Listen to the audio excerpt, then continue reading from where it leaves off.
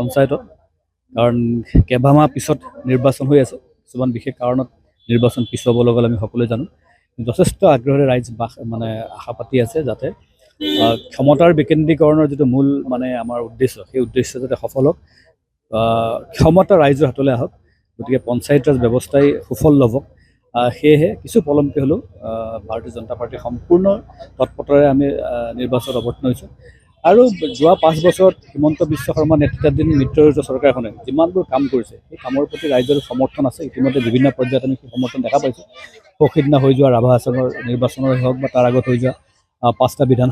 বিধানসভা সমষ্টিৰ উপ নিৰ্বাচনে হওক প্ৰতিটো নিৰ্বাচনতেই ৰাইজে ভাৰতীয় জনতা পাৰ্টীৰ চৰকাৰখনৰ প্ৰতি তেওঁলোকৰ সমৰ্থন আগবঢ়াইছে আৰু পঞ্চায়তো ব্যতিক্ৰম নহ'ব গতিকে বুজন সংখ্যক পঞ্চায়তৰ আসন অৰ্থাৎ ৱাৰ্ডৰ পৰা আৰম্ভ কৰি যদিও ৱাৰ্ডত এবাৰ চিম্বলত খেলা নহয় তথাপিতো আমাৰ সমৰ্থিত প্ৰাৰ্থী থাকিব গতিকে ৱাৰ্ডেই হওক আঞ্চলিক পঞ্চায়তেই হওক বা জিলা পৰিষদেই হওক বুজন সংখ্যক আসন ভাৰতীয় জনতা পাৰ্টী আৰু মিত্ৰজোঁটে লৰিবলৈ সক্ষম হ'ব বাকী কেইখন অগপ নিশ্চিতভাৱে অগপ আছে আমাৰ আৰু কংগ্ৰেছৰ ক্ষেত্ৰত কি ক'ব কংগ্ৰেছৰ কথাত আমি ক'বলগীয়া একোৱেই নাই আপুনি যদি যোৱা 14 চনৰ পিছৰ যদি ভাৰতীয় মানে অসমৰ ৰাজনৈতিক পৰিৱেশ যদি আপোনালোকে বিশ্লেষণ কৰে দেখিব 14 চনৰ পিছত হোৱা 14ত আমাৰ কেন্দ্ৰত চৰকাৰ হ'ল ইতিহাস সৃষ্টি কৰি নৰেন্দ্ৰ মোদী ডাঙৰীয়াৰ নেতৃত্বত তাৰপিছত 16 চনত অসমত হ'ল সৰ্বানন্দ সোণোৱালৰ ডাঙৰীয়াৰ নেতৃত্বত 14+5 19ত আকৌ পুনৰ লোকসভা নিৰ্বাচন আৰু বেছি আসন লভি পেলাই তাৰপিছত 16+5 21ত অসমৰ বিধানসভা এই 14ৰ পৰা এই যোৱা ৰাভা হাছং নিৰ্বাচনলৈকে প্ৰতিটো লোকসভা নিৰ্বাচন বিধানসভা নিৰ্বাচন পৰিষদীয় নিৰ্বাচন মিউনিচিপালিটি নিৰ্বাচন পঞ্চায়ত নিৰ্বাচন প্ৰতিটোতে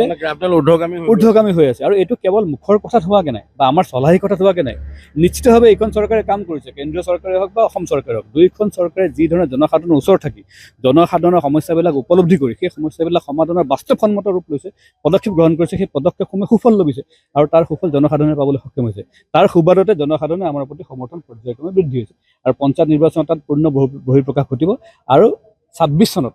আমি প্ৰায় 100তকৈ অধিক আসন পাই যদি আমি চৰকাৰ গঠন কৰোঁ তেনেহ'লে আচৰিত হ'বলগীয়া একো নাথাকিব নিশ্চিতভাৱে এইগৰাকী জ্যেষ্ঠ বিজেপি নেতা ঋতুপৰ্ণ শৰ্মাই উল্লেখ কৰি গতিকে মই আপোনালোকৰ মাধ্যমেৰে সমগ্ৰ অসমকে মই ৰঙালী বিহুৰ শুভেচ্ছা জনাইছোঁ আৰু দলৰ ওচৰত মই চিৰকৃতজ্ঞ কাৰণ এইবাৰৰ সৈতে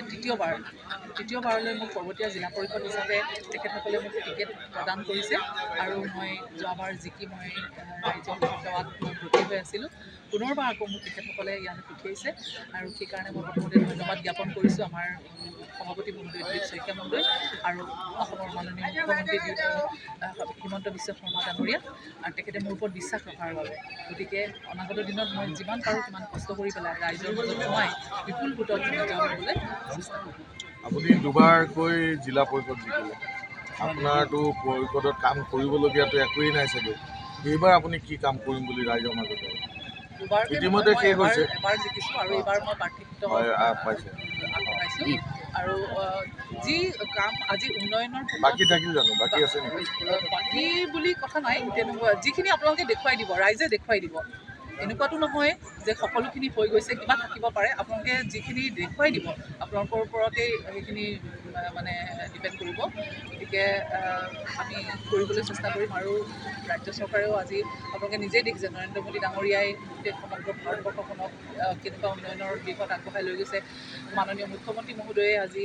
অহৰ্নিশে অসমৰ কাৰণে যিখিনি কাম কৰি আছে ইমান উন্নয়ন চাৰিওফালে হৈ আছে গতিকে এতিয়াও জিলা পৰিষদত সমষ্টিত যদি কিবা তেনেকুৱা আছে তেন্তে সেইখিনি আমি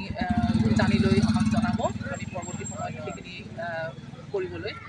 কামখিনি কৰি আগবঢ়াই লৈ যাবলৈ চেষ্টা কৰিম আপোনাৰ প্ৰতিদ্বন্দ্বী কোন বুলি এতিয়ালৈকে মই গম পোৱা নাই মই দি থৈ আহিছোঁহে কংগ্ৰেছ মই গম নাপাওঁ কোনে দিছে মই নাজানো কাৰণ মই এতিয়ালৈকে একোৱেই গম পোৱা নাইকিয়া মই মনোনয়ন দি থৈ আহিছোঁ আৰু দুদিন আগলৈকে মই গুৱাহাটীতে আছিলোঁ কাৰণ মই গম পোৱা নাছিলোঁ ইয়াত কোনে খেলিব কি কৰিব